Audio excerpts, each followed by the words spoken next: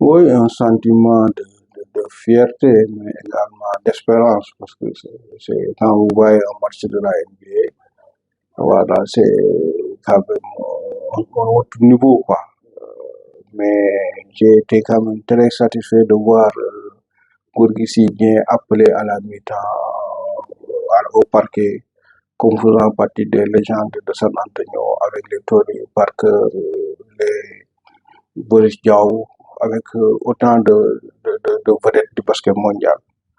Donc, je rentre très satisfait. J'en ai profité également pour signer le contrat d'équipement qui est avec Majesté pour 2 ans, qui va concerner toutes les équipes nationales, des I16 aux seniors, en filles et en garçons, sur une période de 2 ans. Voilà, c'était ça. Au-delà également des équipements, Majesté va donner une enveloppe financière à la fédération. Vous savez que moi, j'ai pas l'habitude de dévoiler, parce que c'est pour des raisons de concurrence, de dévoiler les montants, mais c'est quand même un montant, c'est pas trop énorme, mais c'est un montant important, voilà, pour la fédération, parce qu'il faut l'ajouter aux équipements quand même qui seront fournis et qui valent des centaines une centaine de millions. Oui, on est fin prêt. Normalement, l'entraîneur a donné sa liste de ces joueurs, voilà, qui sera publiée normalement dans les prochains jours. Euh, nous avons transmis au ministère la fiche technique de préparation et de participation. On se regroupera directement à là-bas. Et à partir de là-bas, on fera en fait 3 jours de préparation et après on va entamer la participation. Donc tout se passe normalement comme prévu. Bon, maintenant, les entraîneurs qui sont aux États-Unis ne viendront pas. Donc, l'équipe sera dirigée par Pabi. Bon, je pense qu'effectivement, Parfait également sera appelé pour assister Pabi. Bon, pas fustiger. Les conditions de Dakar, c'était les mêmes conditions, hein, le même hôtel, le même bus, les mêmes terrains d'entraînement. L'entraîneur avait simplement parlé de retard dans la délivrance des billets d'avion. C'est tout juste ça. Et un retard d'1 heure de temps pour entrer dans l'hôtel qui était dit à une date antérieure, hein, une date dit à l'hôtel pendant l'Afrobasket 2023 et qui n'ont pas imputable, et ça je pense également, je dois le préciser pour être de bonne foi, imputable à l'actuel ministère, à l'actuel ministre des Sports.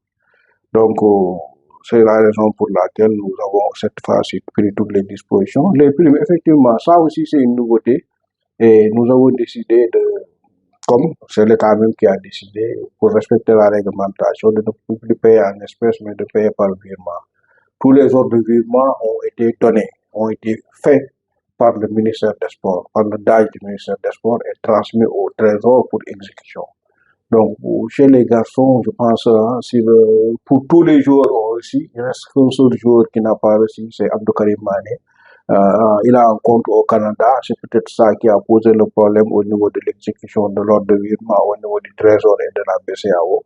Nous sommes en train de voir qu'est-ce qui a bloqué son ordre de virement.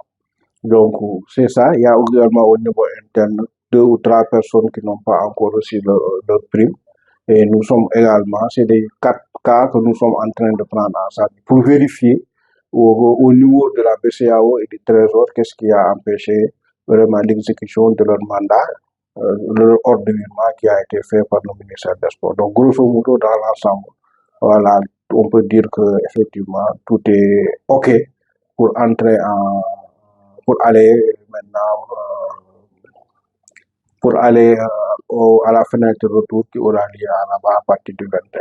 Cette question revient, il y a de la désinformation. Moi, je suis quand même un peu surpris d'entendre certaines choses.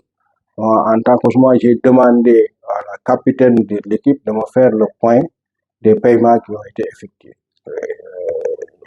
La vice-capitaine Fatou Diack m'a fait le point de tous les paiements. Sur les 12 joueurs qui ont été retenus pour participer au tournoi de Kigali, les 9 ont reçu leur prime totale, l'intégralité de leur prime depuis des mois et des mois. 9 joueurs. Donc, Parmi également les 12, donc il reste 3. Parmi ces 3-là, il y en a une qui a reçu ses primes de match, 2 millions, c'est Sabougué, mais son ordre de virement pour sa prime de participation, pour sa prime de regroupement n'a pas été exécuté.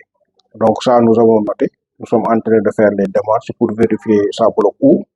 Donc il n'y a que 2 joueurs qui n'ont pas encore reçu leur prime parmi les 12. C'est Fatou Diagne et Nene Awandiaï. Parce que Fatou Diagne avait donné un compte du Brésil et Nene Awandiaï a un compte aux États-Unis. Donc c'est pour ces dernières également. Donc il y a 3 cas parmi les 12 qu'il faut essayer de voir le blocage au niveau de la BCAO et nous sommes en train de le faire. Voilà la bonne information. Les primes, c'est 500 000 par match gagné. Nous avons gagné 4 matchs. Donc les 3 matchs de poule plus la demi-finale contre le Rwanda. Et la prime de regroupement qui était de 800 000, ça fait 2 800 000 que les 9 joueurs ont reçu. Sabougué a reçu 2 millions. Maintenant, il y a des ordres de virement de part de Fat Diagne et de Sabo et de Awandiaï qui posent problème. Et Inch'Allah, je pense que d'ici la fin de la semaine ou en début de semaine prochaine, tout sera réglé. Voilà la vérité.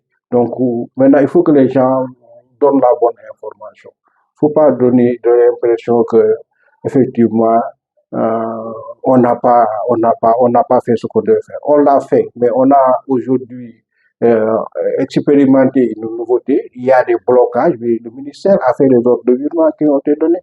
Maintenant, ça bloque quelque part pour certains, et il faut le dire, 2 ou 3 personnes, et ça, on va le régler. Est-ce que, Président, vous allez déjà travailler sur les afro-baskets pour éviter ces errements-là? Oui, on va. Mais maintenant, parce que ça, c'est un début. Maintenant que tous les comptes sont disponibles, quand les joueurs seront convoqués pour le regroupement, pour les afro-baskets, on va tous ouvrir un compte au niveau de la BICIC Sénégal, qui est le sponsor de la fédération. Et maintenant, il y aura plus des ordres de virement sur le plan international.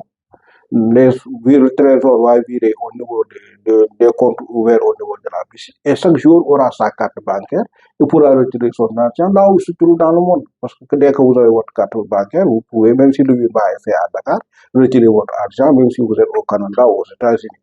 Donc ça, nous sommes en train de nous préparer pour ça. Donc, mais je pense que ça aussi, c'est une bonne chose. Ça permet de ne plus manipuler de l'argent.